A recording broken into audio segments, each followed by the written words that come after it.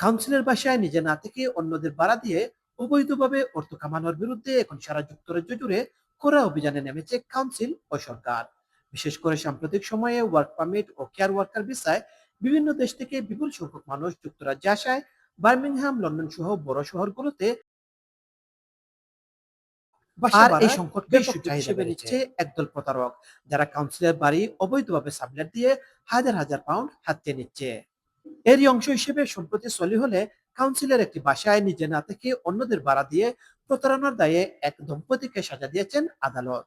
৩৬ বছর বয়সী লেমা আজিজি ২০১৭ সাল থেকে উইচকম রোডের ওই কাউন্সিল বাসায় ভাড়াটে ছিলেন, কিন্তু নিয়ম ভেঙে তিনি সেখানে না থেকে দুইজন ভাড়াটের কাছে বাসাটি সাবলেট দেন।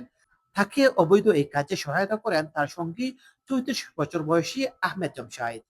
তদন্তে দেখা যায় ২০২১ সালের এপ্রিল থেকে ২০২৩ সালের অক্টোবর পর্যন্ত জামশাইদি ভাড়াটেদের কাছ থেকে ৩৩টি লেনদেনে প্রায় ১৩,৫০০ পাউন্ড গ্রহণ করেন।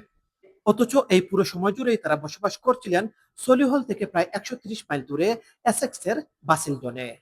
কাউন্সিলের ফ্রড তদন্তকারীরা অনুসন্ধান চালিয়ে এবং ব্যাংক স্টেটমেন্ট ও কাউন্সিল ট্যাক্সের তথ্য যাচাই করে এই প্রতারণার প্রমাণ পান। আদালতে দুজনই দোষ স্বীকার করেন। লেমা আজিজিকে ১২ মাসের কমিউনিটি অর্ডার ও জরিমানা দেওয়া হয়। জমশেদিকে ১০০ ঘন্টার অবৈতনিক শ্রম, কোর্ট খরচ এবং ৩,০০০ পাউন্ড কাউন্সিলকে ফেরত দেওয়ার নির্দেশ দেওয়া হয়। কাউন্সিল জানিয়েছে উদ্ধার করা এই বাসাটি এখন একজন প্রকৃত গৃহহীন আবেদনকারীর কাছে নতুন করে বরাদ্দ দেওয়া হবে। সলিহল কাউন্সিল বলছে ভুয়া, বারাটিয়া ও অবৈধ সাবলেটের বিরুদ্ধে তাদের জিরো টলারেন্স নীতি অব্যাহত থাকবে এবং এভাবেই আরো অনেকগুলো অভিযান চালানো হবে। মোহাম্মদ আতিকুর রহমান, এজে অনলাইন, যুক্তরাজ্য।